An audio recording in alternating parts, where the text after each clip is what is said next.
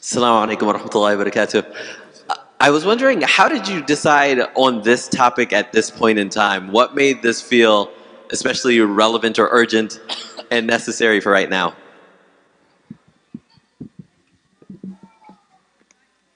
I notice he moves the mic to me, but that's all right. I think, quite frankly, I think this topic is relevant all the time. I think that, and it's also quite frankly,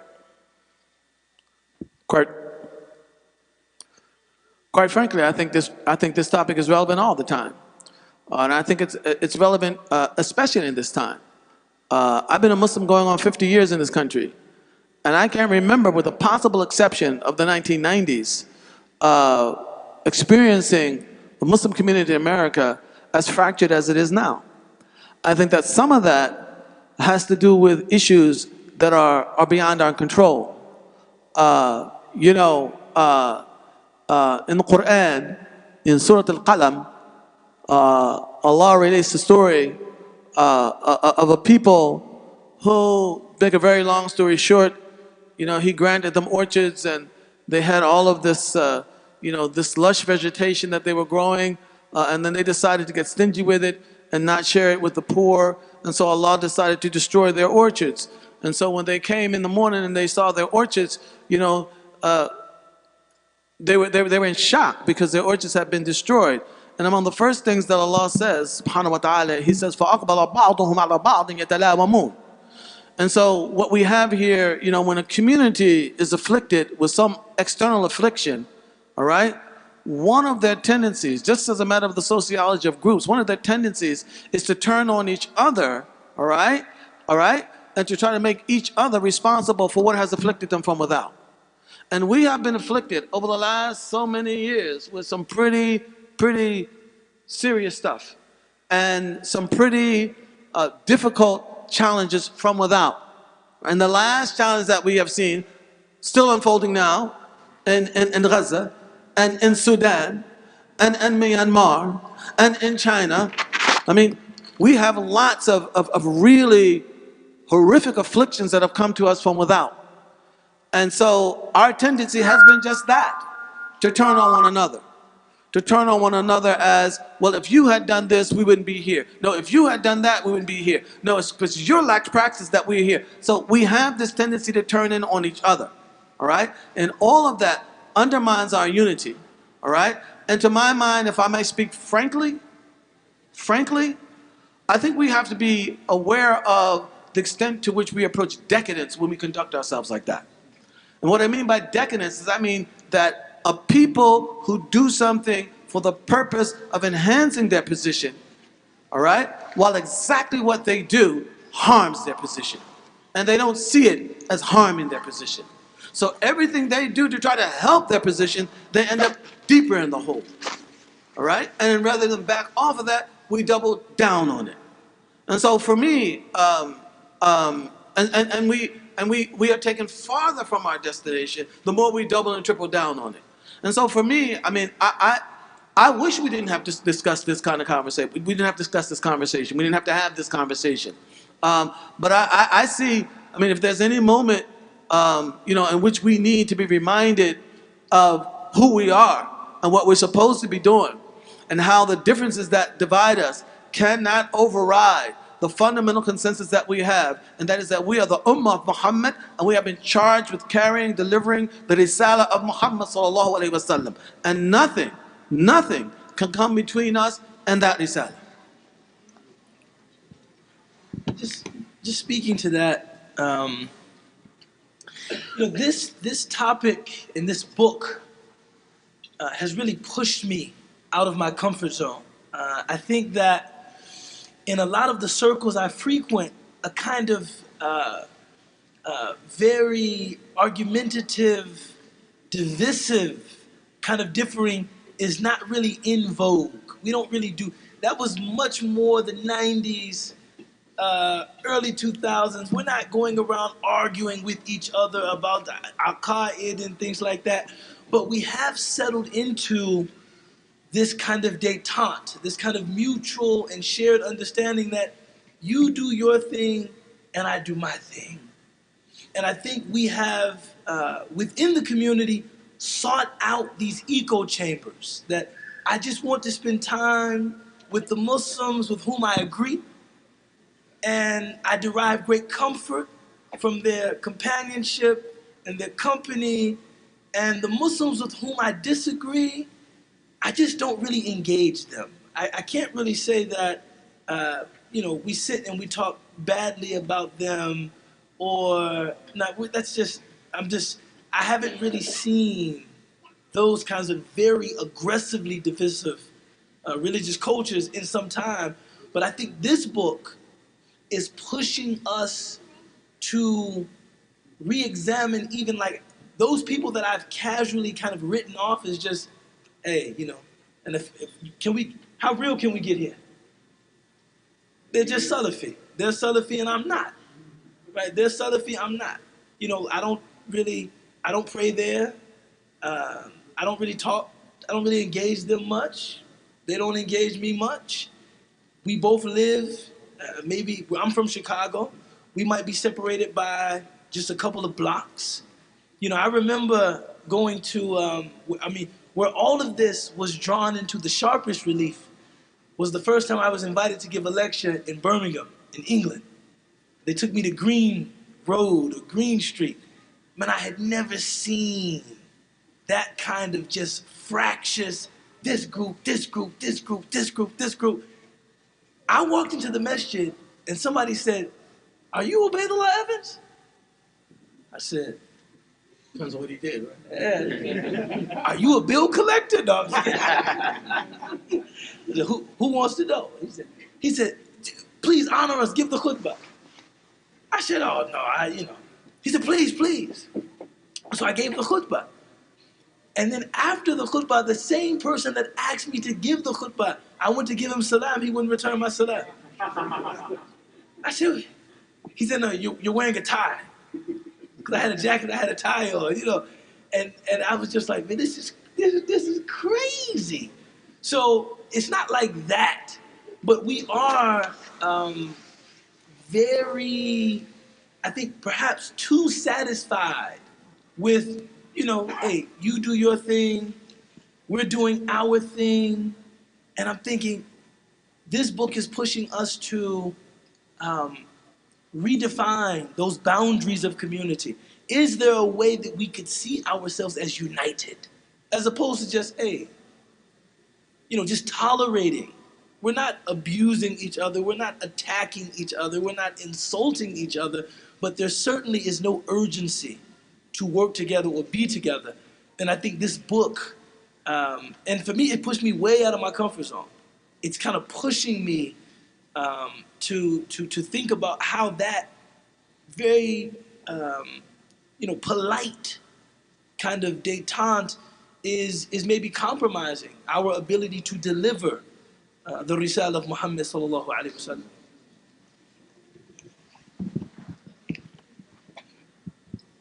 I don't want to go too far on this because this is just one question, but I'm not sure. I'm not so sure that the problem is that we have this false détente, and let me just for the record, I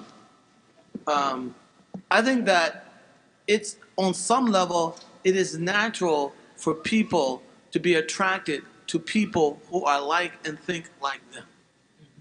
That is not something I think that we should shy away from. The problem, however, is that in the absence of a higher mission, we have nothing to domesticate those allegiances. What do I mean by that? Let me...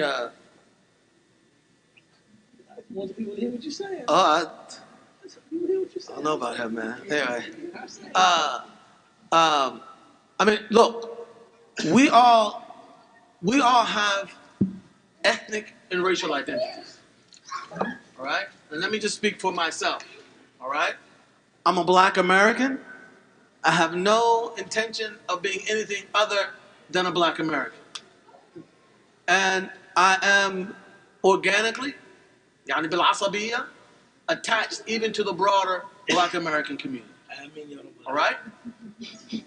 All right? And I expect other people in this room, whether they admit it or not, to be organically connected to their own affiliation. All right? And one of the challenges that we confront in America is, unlike back home, we have one or two or three affiliations. We have something along the 60s and 70s affiliations among us as Muslims. All right? The problem we have is not that, I don't like spicy food. And then the Dacey brothers, I ain't feeling it, all right? But here's the issue.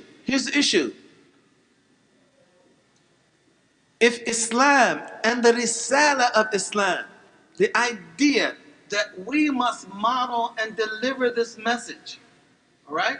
Not overnight, not over a decade, maybe not even over a lifetime, but that is what we have to be aspiring to do. And when that mission calls upon me to do something with you and your spicy food, I'm not joking here. That mission has to domesticate whatever other affiliations I have, whatever other allegiances I have.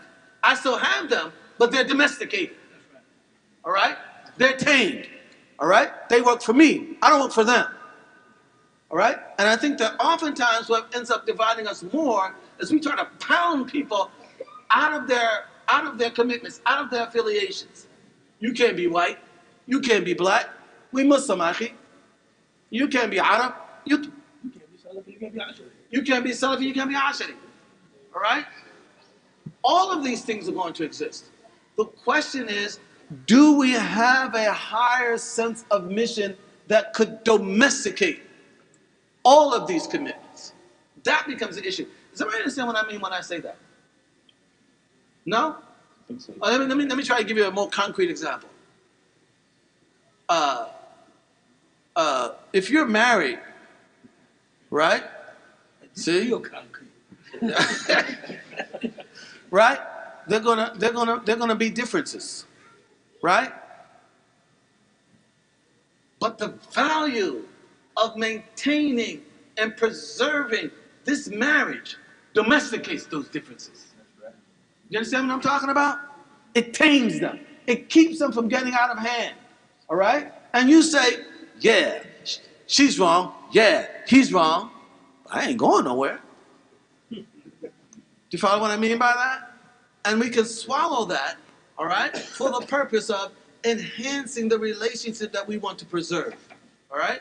We have to realize that, look, we need so many actors.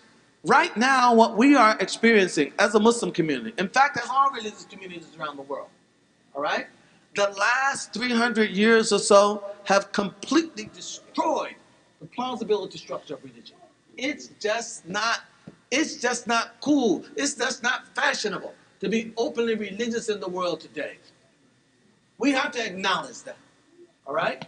And while all of our fiqh and our aqidah, these are important things, all right? They are central to our Islam, all right? But beyond those, we as a community have to reconstruct a plausibility structure for Islam in this country and in the world. And that's going to take all of us. And these petty divisions, when I say petty, I don't mean that they're not meaningful. Look here, he talking about relativism? I'm not a relativist. Let me get that straight right now, okay? The truth exists, and I know what it is. Me, I know what it is. I got the truth. But to my Muslim brother, I also know that you may have your version of it too. And I'm not the prophet. I'm not ma'soom. I cannot impose my view on you. And for that reason, we have to find a way to get that higher commitment that we have, all right, to modeling and carrying this risala, to domesticate all those differences that we have. That doesn't mean that we don't have them. That doesn't mean we don't debate them. That doesn't mean that you don't tell me that you think I'm wrong. That's fine. But how you tell me I'm wrong, how far are you going telling me I'm wrong? Does that compromise the mission? You see, part of our problem And this is where the false they talk, we're comfortable because we ain't got no mission. We ain't got no mission. We're just a bunch of free-floating electrons just floating around. We don't have a mission. And that's why it's so easy for you to hurt my feelings. That's why it's so easy for you to attack me. You know why? Because if you had a sense of mission, you would see me as part of your team. And you would see what happens to me as happening to your mission. Because you ain't got no mission, you don't care what happens to me. And I don't care what happens to you. That's what I'm talking about in terms of decadence. So I attack you for the purpose, I think, of preserving the deen.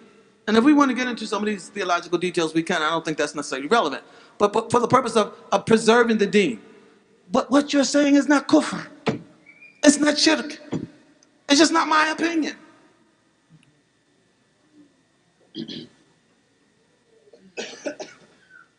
This is what I think we have to come to terms to. And by the way, I know that there are many people in this room who think on some level this whole conversation is missing the point.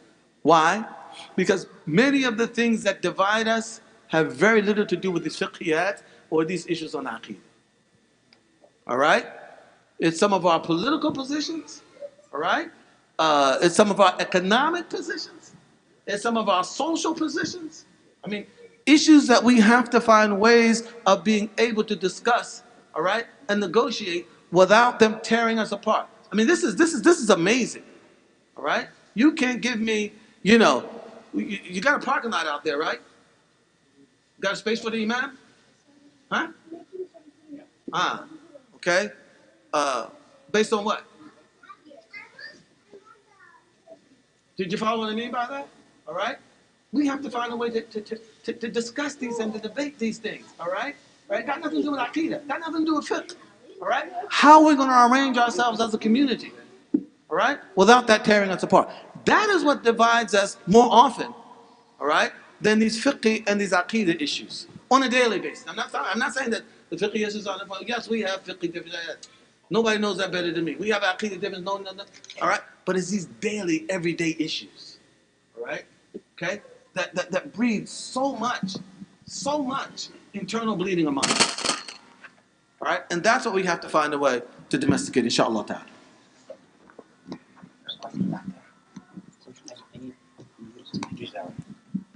I have a question back here from brother.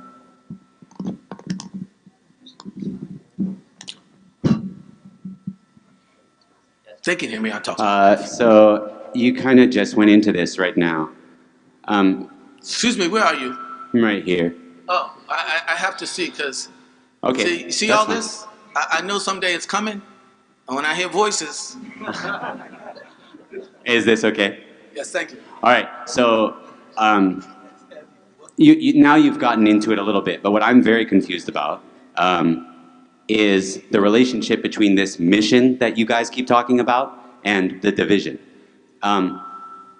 What is the mission? And I'm not asking you to answer that question right now, but I think to what degree is that the cause of the disunity? That we don't know what the mission is? Because I don't feel like, many people I've spoken to feel like we don't know what to do.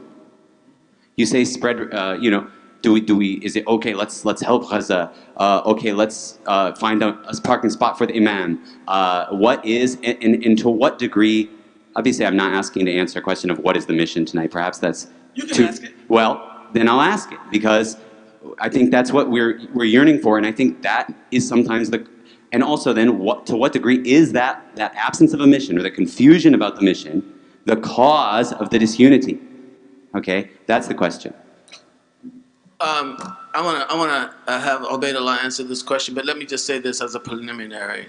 I'm not arguing that the lack of mission is the cause of difference. All right? The lack of mission is what allows our differences of opinion to get out of hand. It's what allows us to destroy each other, all right? Because I become the focal point, and there's nothing beyond me to focus on. And so therefore I, okay, want to subjugate you into my point of view, all right? Even if that destroys your ability to be a part, all right, of this effort to carry and deliver this risala of Muhammad to the world. Now, that's a very vague answer to your question. And the mission is vague. You might not know what concretely serves the mission in this instance or that instance. But if you and I are united on the mission, then that can mediate our discussion on what we do. And you see yourself, or you see me, as trying to serve the mission. I see you as trying to serve the mission. And so we're right back where the Sahaba were. That's why you can disagree. Because they recognize he's trying to serve the mission just like I'm trying to serve the mission. So let me listen to him.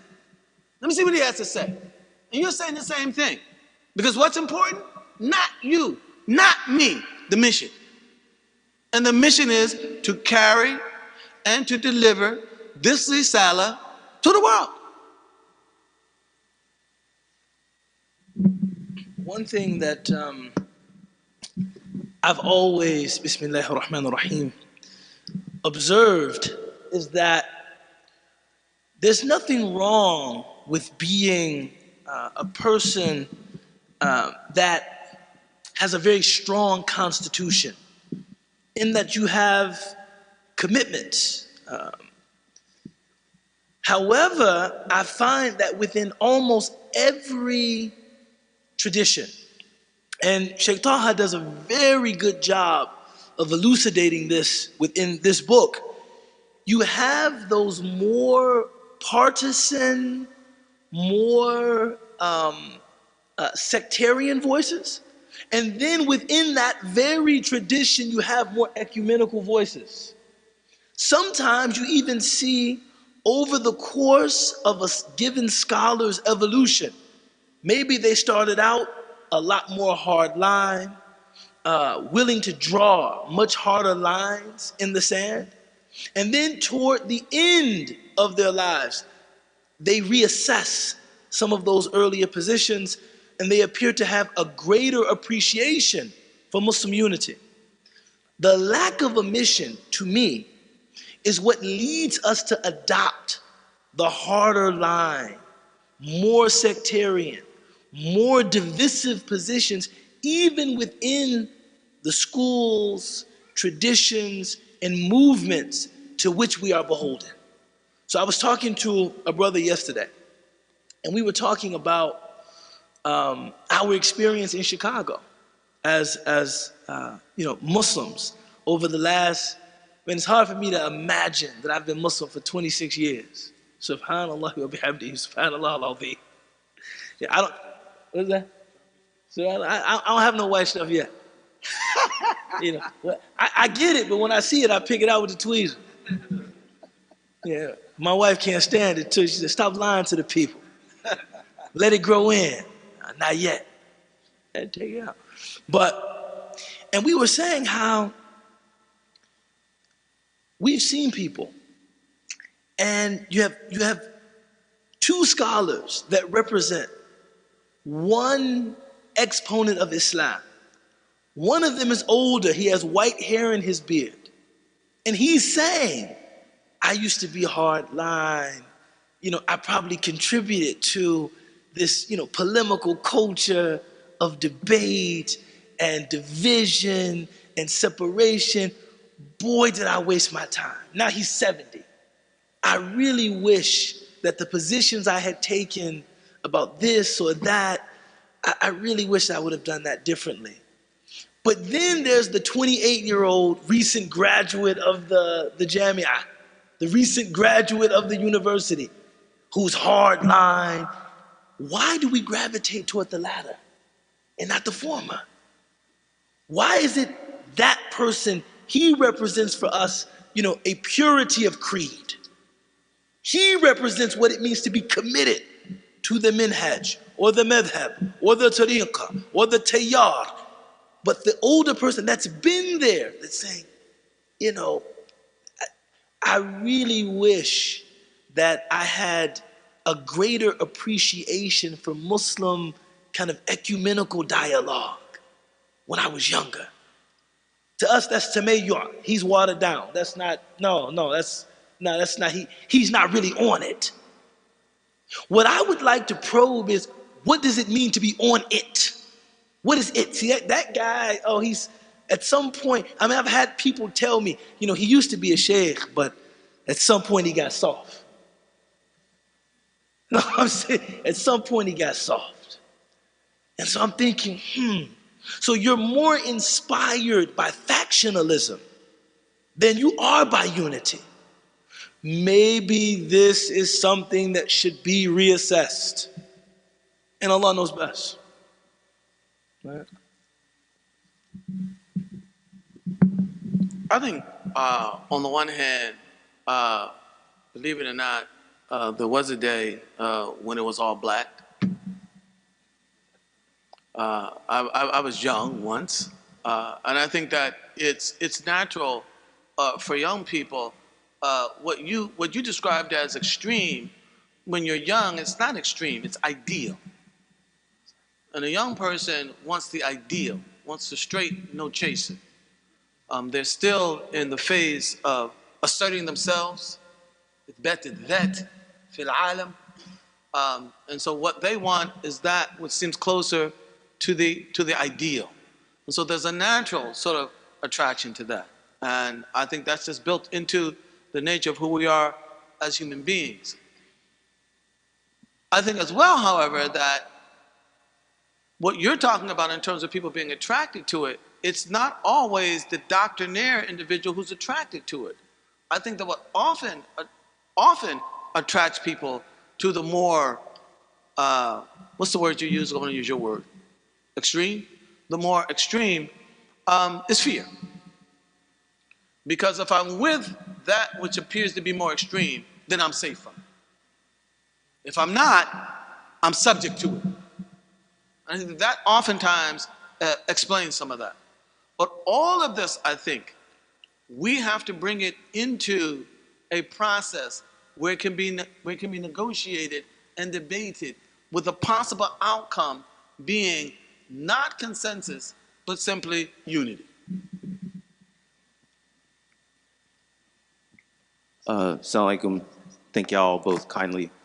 My question kind of, I guess for me, the topic sort of presupposes that an antecedent conversation has taken place with regards to reasonable ways of assessing facts on the ground, because I don't know how one is to execute this mission without reasonable, not necessarily correct, reasonably established facts on the ground.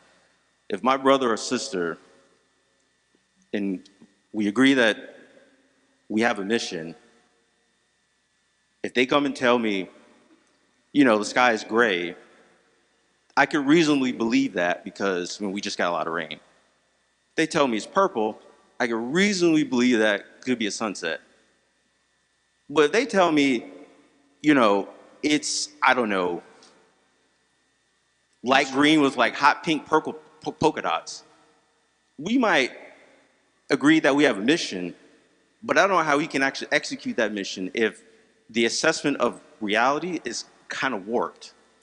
And this gets into kind of being in this sort of post-truth era that I think has also infected our community. So my question is it moot to actually have this conversation without discussing how we can have some sort of paradigm for reasonably assessing, even with all our differences, the facts on the ground?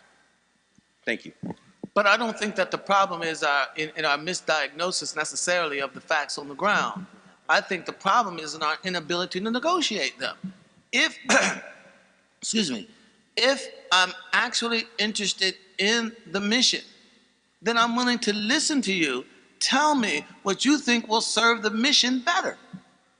All right? And I have a more agnostic attitude toward my own point of view. And that's what I think is missing. I mean, we have to accept the fact that, okay, we have to accept the fact that our assessments can be wrong. I can assess something wrong. You can assess something wrong. The imam can assess something wrong. That doesn't make him a bad individual. You got to kick him out of the imamate.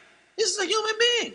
That's why he's got us around to try to help him assess these things. So we might get things wrong, all right?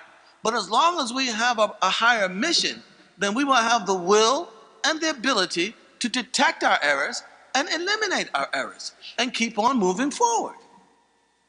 I think many times, we're scared to make a mistake because that's the end.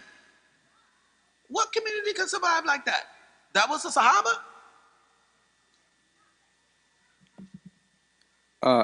This is the...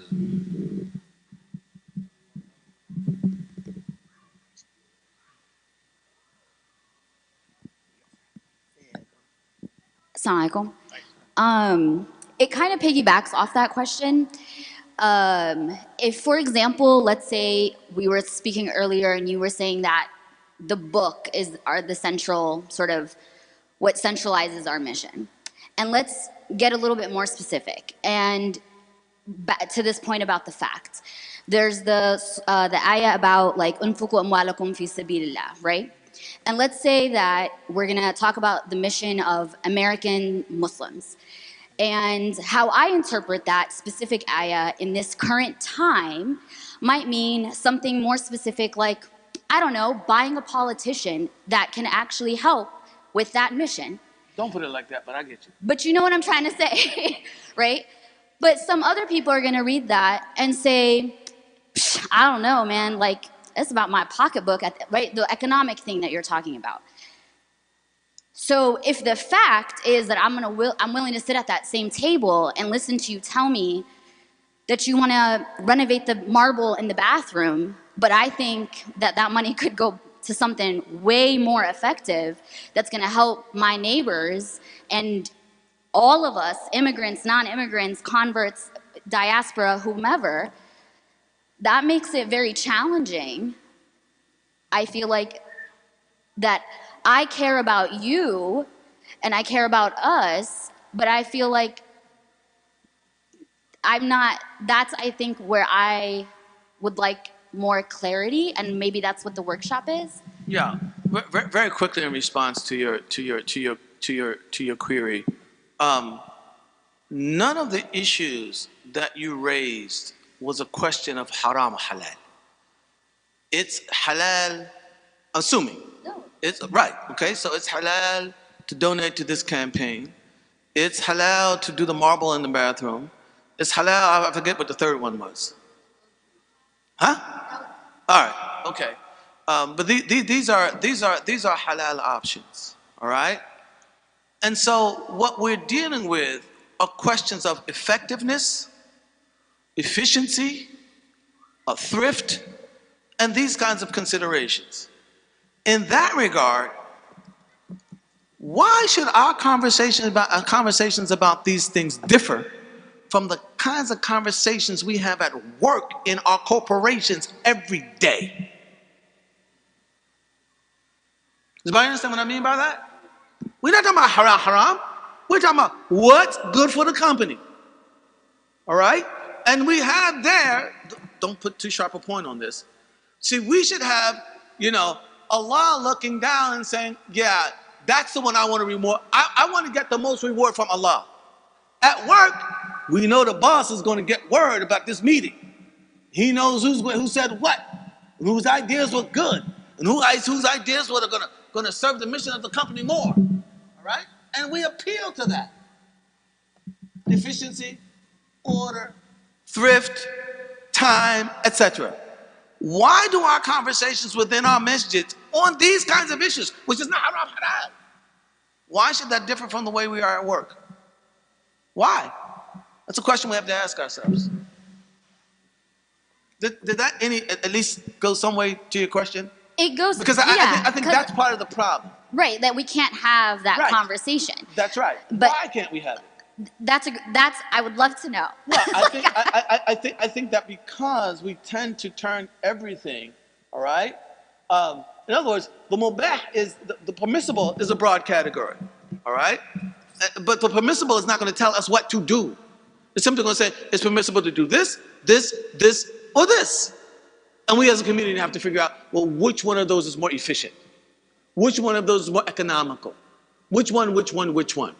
All All right? And as long as the mission is clear, we can have that debate and differ. Right? Because you're not trying to just win me over to your side, subjugate my soul, assert your superiority over me. You're simply saying, no, just look at it. Just think about it. Here's some facts. Here's some data. All right, let's try it. Just like you do at work. Every day. Why is that so hard for us? I got the mic now. I'm over here. My name is Haroon. Nice to meet y'all. My question originally wasn't going to be connected to that, but now it is. Because in my head, from what I'm hearing, like, I don't really feel like I have a problem with, like, I don't think anybody in this room should or would have a problem with what you're saying in terms of, like, as long as we got this overarching mission, like, there's a banner we can all fall behind and we can march as follows. That sounds great, but for me, that sounds too good to be true. Like, that just sounds like some kumbaya stuff. Like, it genuinely just feels too good to be true. I do a lot of work on the ground. What I mean by that is I throw a lot of different types of events. I see a lot of different types of people. I can see how somebody, like, I can see why, like, somebody would not treat this conversation regarding, let's say, politics, economics, and so on and so forth, like another day at work. And the reason being is because for a lot of people, I think a lot of these conversations do hold the weight of halal and haram in the way that I think customs, like urf, has weight in law. And what I mean by that is, like, it's really, really tough to talk to, like, a Palestinian homie, or I'm Rohingya, right, or like a fellow Rohingyan. And I'm a college-educated Rohingyan. And I'm telling them to vote one way, or look at politics in one way, or look at, like, living in a certain place in one way, and they're looking at it as direct correlation to their livelihood and to their existence.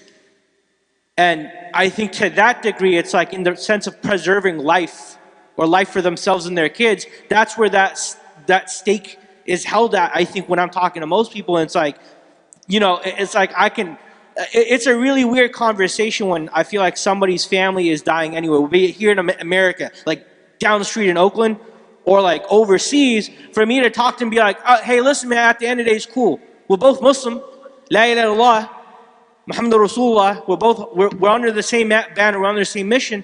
And so my question was originally more about the means. Because I don't know how to approach that conversation. I know why we can't have the conversation like we do at work, because it's emotionally charged. Like, people got families, they gotta feed them, there's a sense to, like, protect them. Whereas when I'm at work, I don't care, I'm gonna get my paycheck.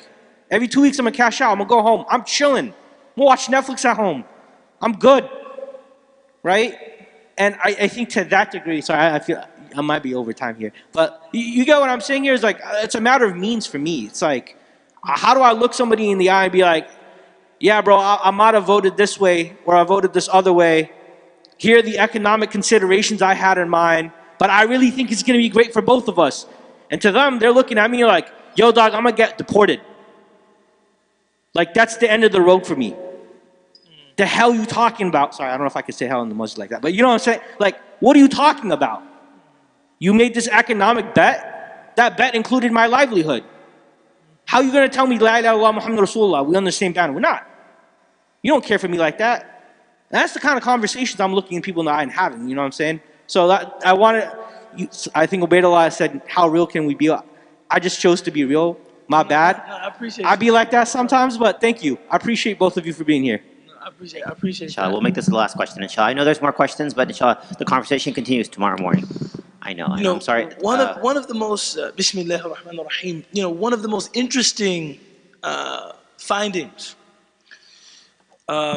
within this particular book is that Sheikh Taha, and this is something that I have a deep misgiving about myself, because when thinking about, like, a mission or a trajectory, I'm concerned that if this is something left to negotiation, then the communities or the elements of the community that have greater representation numerically, greater economic capacity, greater visibility, greater institutional capacity, they might be able to make an agenda which serves their particular interests, the collective mission.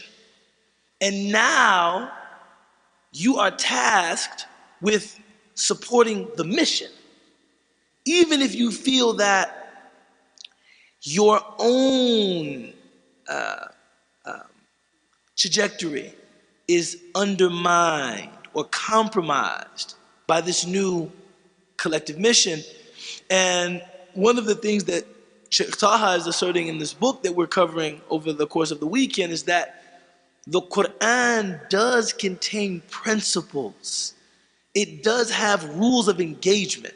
So that when we sit down and you are saying, okay, this is the way that we should collectively approach this or that issue, and I have a differing point of view, I have an opposing point of view, there should be some grounds upon which we can, appeal to each other's sense of good judgment. If after that process, and we engage it as earnestly and as openly as we possibly can, we still can't arrive at a single conclusion, then maybe we recognize that we have a difference of degree and not kind in our pursuit of our mission. Meaning, we are pursuing, for instance, a dignified existence in America as Muslims, and we want to realize, some of our agreed upon goals as a religious community. Now for me, and this is real for me, this is not hypothetical, a lot of those goals will probably reflect my belongingness to an African American community, my situatedness in a place like Chicago, a very urban community, and all of the historical inheritances that come from that. Somebody else that has a different location, maybe has a different understanding of what the specifics of the mission entail. But even then we recognize that we have the same mission, a dignified existence for Muslims in America. And that can govern that exchange. That can domesticate some of how we approach those differences. And in that context, I said, may the best argument win. There's a statement that for me is just very aspirational, that is attributed to Imam Shafi'i, radiallahu anhu, in which he said, I have never engaged anybody in argument except that my ardent hope was that Allah made the truth apparent on the tongue of that individual, and that I would have the honor of submitting to it. That I would have the honor of saying, you know what, you're right. So I would hope that we could have that kind of heightened spiritual realization, and this would inform the decorum with which we approached those practical, real differences. But yeah, I agree with you. There are some things that would probably present themselves as insoluble, right? And I think, thinking about what we do with those insoluble differences, that's something we really have to, work out. And Allah knows best. I don't think that this is a pipe dream. I mean, would you say it sounds like You're too fluffy. too fluffy? Because no. But I think that, and you alluded to this, we have to recognize the enormity of the task that we're charged with. As I said here, we got something like 67 nationalities in one community here in America. All right, and that's different perspectives, that's different backgrounds, that's different experiences, that's different trajectories in terms of how we measure and assess what our interest as a Muslim community is. All right. The mission, even when we all equally recognize what the mission is, we may still, in fact, we probably will disagree on what is the best way to serve that mission, what should be prioritized and what should not. And that's part of what we have to learn how to negotiate. In terms of what you said, though, I mean, you said that you voted for this, and I'm going to get deported. So what you're saying is that my deportation is the determining factor in terms of what we should do as a community? That comes right back to me as an individual. How's that the mission? If there is a mission, we have to accept the fact, look. Even the Quran says about those who don't make the hijrah to Medina, we can't do anything for you. All right? Because the mission is here. When the Prophet agreed to Hudaybiyah, they said anybody who left Mecca to come to go to Medina with you, you got to send them back. All right? Right? Anybody who leaves Mecca, the Medina to come to you, go back to Mecca, no, they don't have to send them back. All right? Suhail bin Amr's son, the Prophet had to send him back. Had to send him back. The mission is bigger than that. And if we have a mission, that's part of having a mission. There are going to be sacrifices that are going to be made. I hope Allah don't call on me to make it. But if He does, I hope that He will allow me to live up to it. There's no mission without sacrifice. And see, and this, we start off with a position that everybody has some right to be happy and everything else. We don't. We don't. And this is not going to be easy. And I'm not claiming that it is. I'm saying that Muhammad sallallahu alaihi wasallam came with a message from Allah, and he had to witness people die for that message in numbers. We as an ummah inherited that message from him. And our mission is to preserve and to carry that message. Now, what preserves that? And let me just say something in more concrete terms. Probably get in some trouble for it. And I say this not because I'm a Black American, but because the Black American community is the Black American community and the history of that community in this country. I happen to think that the future of Islam in America is very much dependent on the future of Islam in the Black community. That's what I happen to think. Now, there may be those who disagree with me, and that's fine, all right? But I'm not saying that because I'm Black. I'm saying that because I think that the indigenization in Islam in this country will come first through that community before any other. And that, to me, serves the mission, all right? Because the same thing that happened in the Black community has to happen in other communities. And what happened in the Black community? The contradiction between being Black and being Muslim was destroyed. Just like it was for the Meccans once they did Hudaybiyah, essentially. All right? So how are we going to reproduce that in other communities in America? All right? Without one model of it. So that's a perspective. I am willing to have that perspective critiqued, disagreed with, rejected on the basis of a discussion about the mission. And so it's not going to always be easy. It's not always going to be clear. And I got to accept the fact you don't believe that the Black community is the future to the community, to the future of the community. It's not that you're racist. It's not that you're insensitive. You just don't see it that way. Maybe I can convince you, maybe I cannot. But I hope that in our exchange, all right, our mutual recognition of the mission, all right, will domesticate your criticism of me as it would domesticate my criticism of you.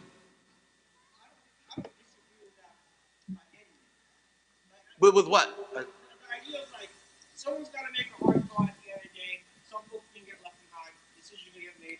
That's how life works. Okay, fine. But like, maybe I'm hung up on this point a little bit too much. But like, the idea that I'm cool. I got a lot of voice. But the idea that like, when we show up, because now I'm talking about the means, right? Like how we get this done. Okay, some people are gonna get left behind. Might be the people making decisions, the people with most influence, money, this, that, the third. That's life. Okay. But in terms of me, it's like I hope you can see what I mean by like how do we approach this conversation in a way that we cannot approach the conversation like we're at work. Oh no! I mean, if no. Let me just clarify something. And I want to agree with you. If you're saying that, I mean, I'm the one who talked about the hell that the heck that this ummah has been through. No. That the heck that this ummah has been through over the last 200 years or so. I said that. All right. So the fact that certain issues will be much more emotionally charged than others, I acknowledge that. I acknowledge that. But a sense of mission even has to domesticate that. Oh, that's tough. Of course it's tough. And see, that's the problem. We think we want to get there without nothing being tough. We don't do that at work. There are college degrees in here. That wasn't tough. The bar exam wasn't tough. What is this? And by the way, I mean, easier said than done. I'm just as human as you. I'm just as attached to my, to all my stuff as you are. All right? All right? But as an ideal, as an aspiration. Okay? I mean, if I'm just out for me, trust me, I can rationalize myself into a whole lot of stuff on a daily basis that will keep me right where I am right now. If we have a mission, that's why when we read this book, it takes us out of our comfort zone. Because he's talking about it again. And the Quran is talking about it again. What do you think the Prophet's whole life, what do you think that was all about? What do we think that was all about?